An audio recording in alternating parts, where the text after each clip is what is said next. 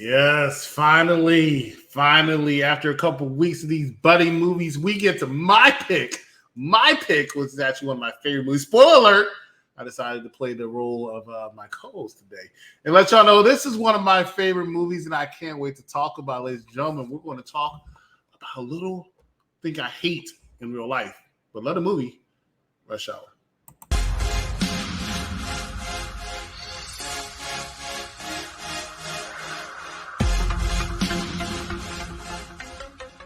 Hello, everybody. Welcome to another episode of Unpopular Review. I am the executive consultant, and I am here to present to you Rush Hour with my fellow co-host. First, I'm going to bring in ladies first. Is none other than E Boogie. What's going on, E? It's hot. It's like unbearably hot. It's still the summertime. It's going to be hot. Yeah, but climate change, right? That's not for another month or two, but okay. Let's complete the trifecta. Let's bring another. Then if it's where there's hot or heat, there's usually smoke, and this is Smokey right here. What's going on, Smokey? What's poppin', man? How you doing? Yo, Smokey's a cop. He kept that little roach though, didn't he? Oh yes, that was hilarious. That was hilarious. Like, what you doing? What is this? You got clothes on? Yeah. This movie is about a Chinese consulate who comes into town, has his daughter abducted, and FBI is on the case, but he decides to bring on one of his own men, and one of the FBI doesn't like that, decides to put one of LAPD's finest to help babysit him.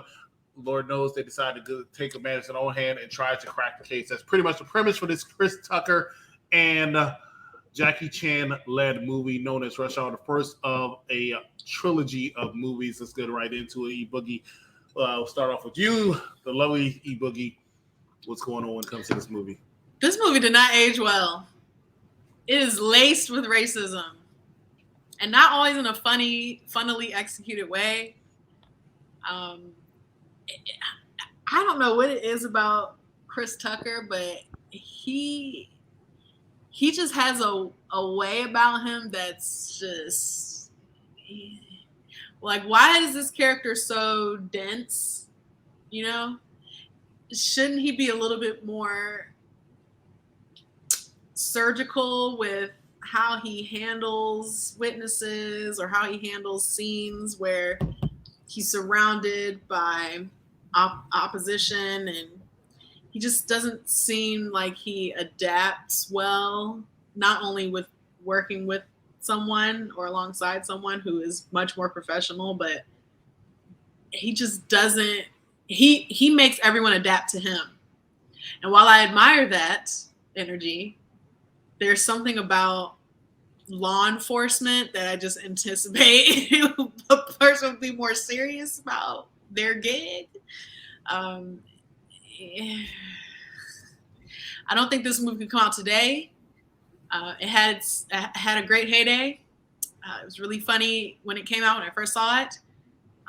Definitely not my favorite of this series. I think the three's wait, is there a fourth one coming out, guys, or no? No. Okay, 3. Just leave it at a trilogy. Something about Chris Tucker in this is just not even. I don't want to say just obnoxious, because I feel like that's an understatement for this character. He is insufferable. As on the other hand, Jackie Chan is quite entertaining, polite, friendly, love him. He feels very much so like a seasoned vet. He seems very highly motivated in trying to find this young girl, and at least amenable to trying to work alongside this American cop who could give 2 squats about getting the job done successfully, which would be to get the girl back alive. I just don't know. Like, this character was not stylish to me. Just, and I don't mean stylish fashion wise. I mean like how he carries on. Like say we're talking about Mike Lowry, right? Say we're talking about a Denzel, right? In Training Day. These guys are not great cops. I mean, they're good. They are good cops. They catch the bad guys, right? Or are the bad guys in Denzel's case. But they are smart, and you can tell that they're very smart and technical about what they do in an effortless way. And I would feel safer in the squad car with either of those guys, even though Denzel, again, is a bad guy. With Chris Tucker, I don't feel safe. I don't feel like I'm in good hands. I barely think that he knows what he's doing. He's very fly by the seat of his pants. And it just doesn't work well for me. Their dynamic is saved by Jackie Chan being so, I don't know, regal, refined. I can't say enough good things about Jackie Chan. I can't say enough good things about Jackie Chan's character. But yeah, he saves their dynamic by being willing to work under these very difficult circumstances, which is to be in partnership with Chris Tucker's character. Elegant points. Smokey, what you got? Well, I remember when this came out, and a lot of this stuff was marketed as a mix of Rumble in the Bronx and Friday. And that's exactly what we got. We got Chris Tucker being hilarious, and we got Jackie Chan kicking ass. So now in the late 90s, that's who those two guys were. That's how they were marketed. That's what, you know what I mean? That's what this whole thing was about pretty much just putting them together in a hilarious thing. And then that's why it led to more sequels, in my opinion. Now, what I do like about this movie more than anything is how it highlights the experience of foreigners, and it also highlights American ignorance. Because the thing is that a lot of Americans think that everybody else knows their dynamic all over the world. You know what I mean? Like, for example, a lot of people think that the N word is global when it's not.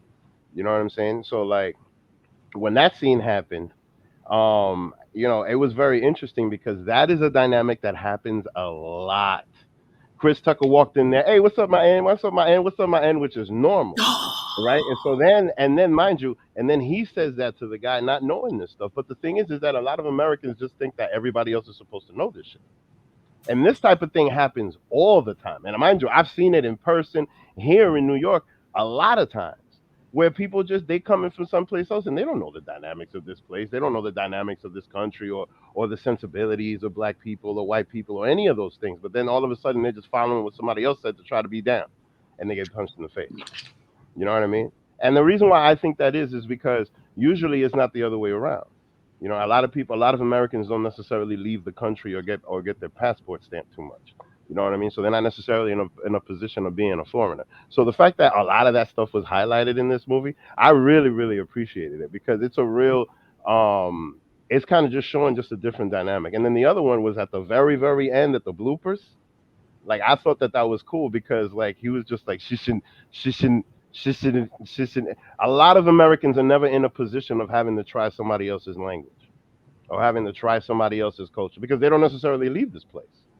You know what I mean? Like like there's things like with slangs and here and there, but it's still the same English. But then trying to speak another language, a lot of Americans don't ever have that experience. So the fact that was highlighted in this movie, I really, really appreciate it. I mean, I don't know if a lot of people will necessarily see that, but there was a lot of little snippets of that kind of stuff in here. With the language barriers between the Chinese and the English.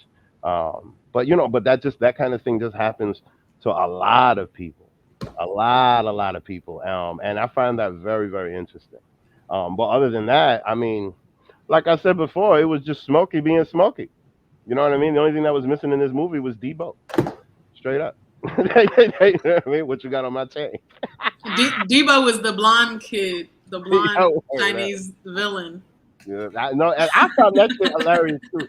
I found that so funny, man, because there's so many like Chinese people around here that be going on blonde and stuff, trying to be like, you know what I mean? And it's Chubby what? Just no trying to be like these people over here. You feel what I'm saying? And it's like, and it's cute because it's cute because it's like, oh, look at you, you're blind and it doesn't fit, but it's cute. Like, Whoa. because it doesn't. It just doesn't, man. That's like a Mexican put it on a mohawk. It just doesn't work. The Colombians, it works for Hey. the Colombians. The Colombians do that a lot, so it works on them. But then when the Mexicans try it, it just doesn't fit.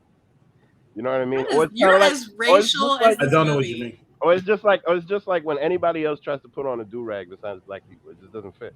It doesn't work. It doesn't work. Okay, You don't have wait. the hair for that. You don't have the hair for that. Okay, that and then is a second of all, point.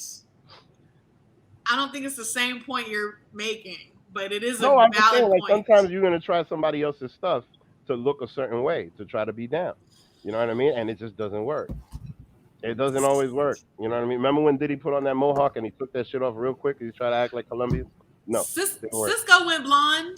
Cisco went blind and it worked for him, but he wasn't blind for too long. That was Cisco. You know what I'm saying? Black people going blind works. Black Come people with blonde on. hair works. You know what I'm saying? You're Chinese people with gatekeeping. blonde hair, no. I'm sorry. It's not happening. You gatekeeping hairstyle. Hmm? You gatekeeping hairstyles. No, I'm saying, like, look, you think I would look good with blonde hair? How did you know he was a villain if he didn't have a dye job? I mean, I get that. That whole point, but his face alone, because he looked badass. He he had like a little cut in his face and that looked that. I mean, that guy was picked for a lot of bad guy roles. You know what I mean? I remember seeing him in a lot of things. You know, that guy, he's like, he's a bad guy. He doesn't need the blind. He's a regular Michael Pena. Yeah.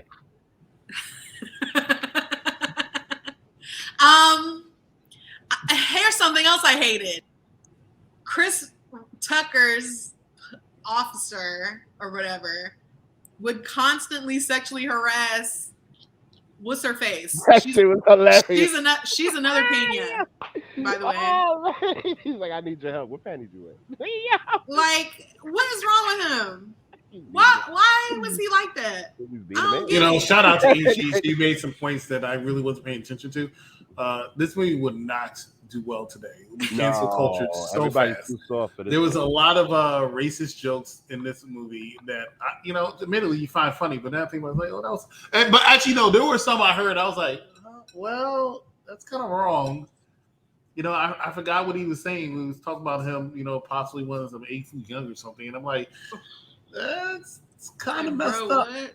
And then the sexual harassment I wasn't here for also because it was like blatant sexual harassment at the time. So I give E credit for mentioning that.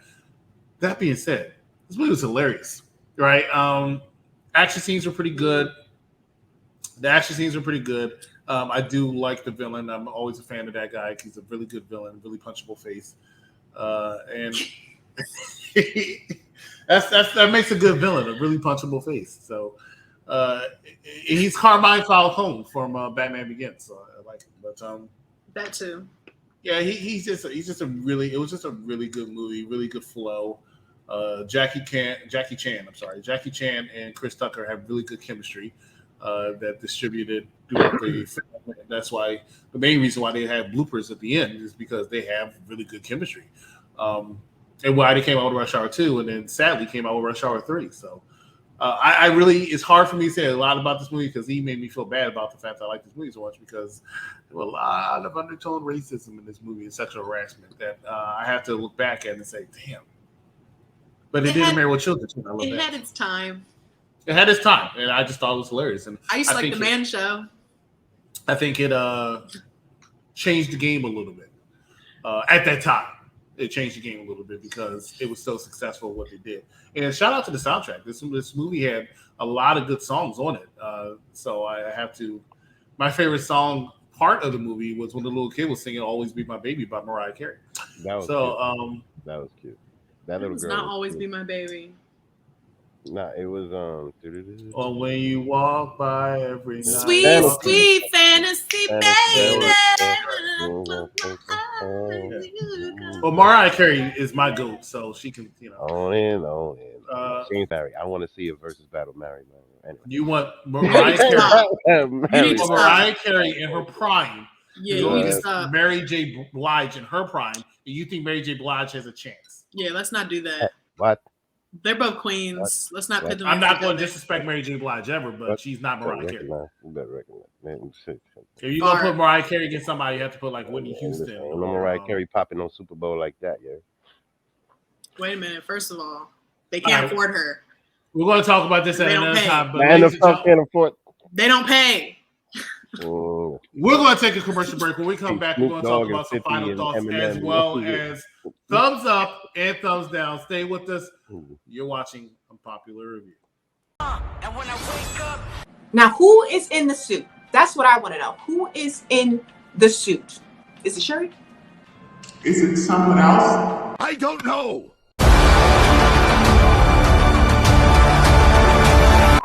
I heard about a third fight between you and Apollo behind closed doors. Is that true?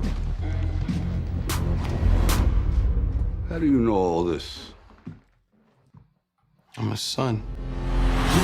Wear gloves for the reason why I gave time. Scared thugs going crazy in the cage box. Looking at the world through the TV, a day room, rapping over beats. What they play with the key. They made electric chairs for us down day. Last meals, no pills for them to try and stay. On death row like Suge in the late pot. Maybe he could dig a tunnel by the A block. A great fighter once said,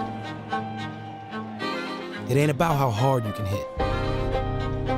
It's about how hard you can get hit and keep moving forward." Living large and taking charge, big boy. How did you get past security? A movie about two friends Follow me. on the way up. Lead the way, Alfred. Who's Alfred? You know, Batman's homeboy. To the back, Kurt. To the back, Kurt. Got you. My uncle is a very sick man. That's sad. I ain't giving up no booty. Now then, who could be calling it this time? It's my boyfriend. He says you're tripping because you're in Hollywood, and he hopes you don't get played. Babs. Tell him he better hope his mama don't get played. Welcome back, ladies and gentlemen, to Unpopular Review Entertainment. Please join us on next Thursday as we review none other than the next one of our buddy franchise, which is Babs, which is E Boogie's pick. And, of course, next Tuesdays, we continue our Rocky franchise as we review none other than Creed. But today, Rush Hour, my pick. Let's get into some final thoughts as well as thumbs up, thumbs down. E Boogie, we are on you. Well, you've heard what I hated about this movie. Now find out what I loved. Starting now, absolutely nothing. No, just kidding. It was all right. Well, It had its time. When I was just kind of figuring out who I am and what my brand of comedy is, and what is acceptable to me at that time, it hit. It was pretty comical. Like, I could appreciate it. I love a buddy cop movie. I love a action comedy like that. Cool. Had a lot of different sets that were also pretty cool. I wasn't blown away by the direction, but did like the save when Jackie Chan is holding on to the whatever I'm gonna call it, and then Chris Tucker finds this long banner and just this silk banner hanging and saves him. I thought that was very impressive. I had never seen anything like that before, manipulating a fixture to catch someone from falling from very high. And I thought that was interesting. But yeah, that was the one redemptive quality about this movie. Everything else was like, why am I here? This is not hitting. So maybe in 1999, this was coming in strong, coming in hot for me. In 2022, it's going to be a thumbs down. A vehement thumbs down for me, Chris Tuckerson. Smokey, what you got? Well, like I was saying before, I really appreciate the cultural exchange and just the highlighting of American prejudice. Because it's a prejudice culture. Like, you know what I mean? We just prejudge everything. So, we have a box to put everybody in. You know what I'm saying? Either black, brown, black, white, brown, or yellow. One of those four. That's it. You know what I mean? That's how it goes here. So, like, them highlighting that and just the dynamics between all of that, and just the experience of somebody from another place coming here, and then all of a sudden just diving in and trying to figure stuff out. I really appreciate that. And mind you, and then the other thing is just that I went into this movie looking for Smokey. The first time that I watched this, I went into this movie looking for Smokey, and that's exactly what I got. Just that guy from that time. And I laughed my ass off watching this movie again. You know what I'm saying? So like, I mean, and maybe it's because I'm a person from my time, but I certainly don't have the sensibilities that a lot of people now do. And it's probably because I'm about to be 40 in a week. But yeah, yeah. I mean, to me, it's a thumbs up. I love this movie. It was hilarious. It had some issues in from 2022, but besides that, it was hilarious. It was hilarious then. It was hilarious now. I cracked my ass off. And Jackie Chan's fight scenes is pretty good. I don't know why she looked like that. Thumbs up for me. Ladies and gentlemen, thank you so much for watching us here at Unpopular Review Entertainment. Join us for our next Rocky movie, which is Creed, and next week for Baps. Looking forward to both of those movies. So for E-Boogie, for Smokey, I'm the Exec Consultant. We'll see you right here next time. Have a good night, everybody. Bye.